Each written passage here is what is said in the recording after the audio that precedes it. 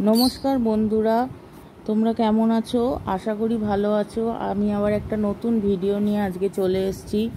আজকে আমাদের আলোচনার বিষয় হলো ভারতবর্ষ গল্পটি দীর্ঘ উত্তরভিত্তিক অর্থাৎ এলএ টাইপ প্রশ্ন উত্তর, যেটার প্রতিটার মান হচ্ছে 5।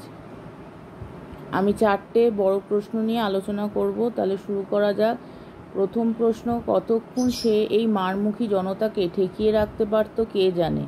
এর 3টে পার্ট আছে। প্রথম পার্ট এ, কার লেখা, কোন গল্পের অন্তর্গত। বি, সে বলতে কার কথা বলা হয়েছে। সি, জনতা মারমুখী হয়ে উঠেছিল কেন এবং কি দেখে তারা থেমে গেল। প্রশ্নের মান হচ্ছে 1+1+3 মানে 5 নম্বর। উত্তর, কতক্ষণ সে এই মারমুখী জনতাকে ঠেকিয়ে রাখতে পারত কে জানে। এই প্রশ্নের উত্তর হচ্ছে আলোচ্য অংশটি সৈয়দ মুস্তাফা সিরাজের লেখা ভারতবর্ষ গল্পের অন্তর্গত। সেকেন্ড পার্ট বি, সে বলতে গ্রামে চৌকিদারের কথা বলা হয়েছে। থার্ড পার্ট সি, ভারতবর্ষ গল্পে হিন্দু ও মুসলমান উভয় পক্ষের মধ্যে বটতলার বুড়ির ধর্মীয় পরিচয়কে কেন্দ্র করে বচসা ও তর্কাতর্কি চলে। উত্তেজনা চরমে পৌঁছায়, এমনকি জনতা অস্ত্রশস্ত্র নিয়ে মারমুখী হয়েও উঠেছিল। নীল উর্দি পরা চৌকিদার মারমুখী জনতাকে থামাতে বারবার মাটিতে লাঠি ঠুকে সাবধান করে দিচ্ছিল। এমন সময় সবাইকে অবাক করে দিয়ে বুড়িকে নড়তে নড়তে উঠে বসতে দেখে সবাই থেমে গেল। এরপর 2 নম্বর প্রশ্ন, বচসা বেড়ে গেল। এর প্রথম পার্ট এ, কোন ঘটনাকে কেন্দ্র করে কাদের মধ্যে এই বচসা শুরু হলো। সেকেন্ড পার্ট বি, বচসার সংক্ষিপ্ত পরিচয় দাও। এর প্রশ্নের মান 2+3 মানে টোটাল 5। উত্তর, বচসা বেড়ে গেল। এ প্রশ্নের উত্তর হচ্ছে সৈয়দ মুস্তাফা সিরাজের লেখা ভারতবর্ষ গল্পে দেখা যায় পৌষের এক অকাল দুর্যোগের সময় এক অজ্ঞাত পরিচয় থুত্তুরে বুড়ি এসে বটতলায় আশ্রয় নেয়। দুর্যোগ কেটে যাওয়ার পর গ্রামবাসীরা বুড়ির নিঃসার দেহ বটতলায় পড়ে থাকতে দেখে। অনেক আলাপ আলোচনার পরে গ্রামের হিন্দুরা সৎকারের উদ্দেশ্যে বুড়ির দেহ চ্যাংদোলা করে নদীর চড়ায় ফেলে দিয়ে আসে। বিকেলে দেখা যায় মুসলমান পাড়ার লোকজন কবর দেওয়ার মন্ত্র পড়তে পড়তে বুড়ির দেহ বাজারে নিয়ে এসে হাজির করে। বুড়ি হিন্দু না মুসলমান, এই নিয়ে হিন্দু মুসলমানের মধ্যে বচসা শুরু হয়ে যায়। এবার দ্বিতীয় প্রশ্নের সেকেন্ড পার্টটা হচ্ছে বি, উভয় সম্প্রদায় বুড়ির দেহের উপর অধিকার কায়েম করার জন্য নানান প্রমাণ দাখিল করতে শুরু করে। হিন্দুরা বলে তারা বুড়িকে শ্রীহরি কি হরিবোল বলতে শুনেছে। অন্যদিকে মুসলমানেরা বুড়ির কলমা পড়ার কথা কবুল করে।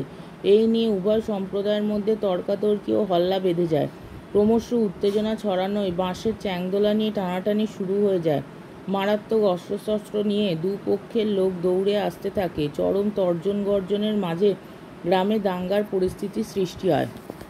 এরপর 3 নম্বর প্রশ্ন, বলে সে নড়বড় করে রাস্তা ধরে চলতে থাকলো। এর প্রথম পার্ট প্রশ্নের এ, কে কি বলেছিল। বি, বক্তার এই উক্তির মাধ্যমে লেখক আমাদের কি বার্তা দিতে চেয়েছেন। প্রশ্নের মান 2+3 টোটাল 5। উত্তর, বলে সে নড়বড় করে রাস্তা দিয়ে চলতে থাকলো। এর প্রথম পার্ট এ, বাংলা সাহিত্যের যশস্বী কথা সাহিত্যিক সৈয়দ মুস্তাফা সিরাজের ভারতবর্ষ গল্পটিতে দেখা যায় পৌষের এক অকাল দুর্যোগের দিনে বটতলার মৃতপ্রায় বুড়ি হঠাৎ উঠে পড়ে। দুদিকে সশস্ত্র জনতাকে দেখে বুড়ির মুখ বিকৃত হয়ে যায় এবং বিকৃত মুখে সে ফ্যাক ফ্যাক করে হেসে ওঠে। চৌকিদার বুড়িকে উদ্দেশ্য করে বলে, বুড়িমা তুমি মরনি। এতে বুড়ি জারপরনাই রেগে গিয়ে বলে ওঠে, মর, তুই মর, তোর শতগুষ্টি মরুক। এরপর দুদিকের ভিড়ও চেঁচিয়ে উঠে বলে, বুড়ি তুমি মরনি। উত্তরে বুড়ি বলে ওঠে, তোরা মর মুখ পোড়ারা। এরপর বুড়ি হিন্দু না মুসলমান এই কথা জিজ্ঞাসা করা হলে বুড়ি আরও খেপে গিয়ে বলে, তোরা কি চোখের মাথা খেয়েছিস মিনসেরা? দেখতে পাচ্ছিস না? ওরে নরক খেকোরা, ওরে শকুন চোখারা, আমি কি তা দেখতে পাচ্ছিস নে? চোখ গেলে দেবো, যা যা পালা। এরপর প্রশ্নের দ্বিতীয় অংশ বি, এই উক্তির মাধ্যমে লেখক আমাদের বোঝাতে চেয়েছেন যে ভারতবর্ষ চিরকালই অসাম্প্রদায়িক। ভারতবর্ষ ধর্মান্ধ সংকীর্ণতায় আবদ্ধ নয়, বিভেদ ও বিদ্বেষের ভয়াবহতায় বিশ্বাসী নয়। দেশের দুই সম্প্রদায়ের আত্মগ্লানি ও আত্মসমীক্ষার এ এক আশ্চর্য ভাষ্য। লেখকের মতে ভারতের অন্তরাত্মার কোনো ধর্মের পরিচয় নেই, কেবল প্রাচীন ও বিশুদ্ধ সামাজিকতার সম্পর্কটুকুতেই তার বিশ্বাস। লেখক এখানে সমস্ত ভারতবাসীকে ধর্মের মোহ ত্যাগ করে মনুষ্যত্বে উদ্বুদ্ধ করতে চেয়েছেন। লাস্ট প্রশ্ন 4 নম্বর, চোখের মাথা খেয়েছিস মিনসেরা। এর প্রথম পার্ট এ, কার লেখা, কোন রচনার অন্তর্গত? বি, উক্তিটি কে, কার বা কাদের উদ্দেশ্যে বলেছেন? পার্ট সি, বক্তার এই উক্তির গভীর অর্থ কী? প্রশ্নের মান 1+1+3 মানে টোটাল 5। উত্তর, চোখের মাথা খেয়েছিস মিনসেরা। প্রথম পার্ট এ, আলোচ্য উক্তিটি সৈয়দ মুস্তাফা সিরাজ রচিত ভারতবর্ষ রচনার অন্তর্গত। সেকেন্ড পার্ট বি, এক মরণাপন্ন বুড়ি একথা তার চারপাশে ভিড় করে থাকা মানুষজনকে উদ্দেশ্য করে বলেছে। লাস্ট পার্ট সি, গ্রামের বটতলায় বুড়ির মৃত্যুর পর তার মৃতদেহ হিন্দুরা ফেলে দেয় দূরে নদীর চড়ায়। তারপর মুসলমান সম্প্রদায়ের লোকেরা চ্যাংদোলায় সেই মৃতদেহ নিয়ে আসে বাজারে। এরপর উভয় পক্ষে শুরু হয় তুমুল বাকবিতণ্ডা, উত্তেজনা দ্রুত ছড়িয়ে পড়ে দাবানলের মতো।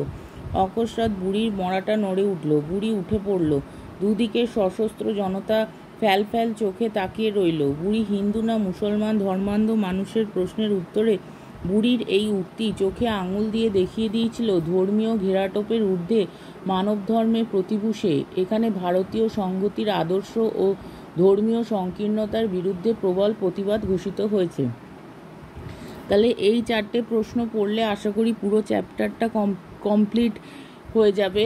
আর এর আশা করি এর মধ্যেই তোমরা কমন পেয়ে যাবে। তবে একটা কথা সবসময় মনে রাখবে, সমস্ত গল্প এবং কবিতা বলো বা নাটক বলো, সমস্ত তার টেক্সটটা ভালো করে খুঁটিয়ে পড়বে।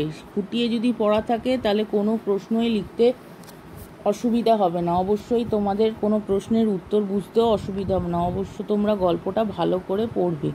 তাহলে আজকে এই অবধি রইল। পরের দিন আবার নতুন একটা ভিডিও নিয়ে আসবো। তোমাদের যদি এই প্রশ্ন উত্তরগুলো কোনো উপকারে লাগে তাহলে তোমরা আমার পাশে থেকো, আমার ভিডিওটি লাইক করো, আমার চ্যানেলটি সাবস্ক্রাইব করো এবং আমাকে কমেন্ট করে তোমাদের মতামত জানিও। আজকে এই অবধি, টাটা।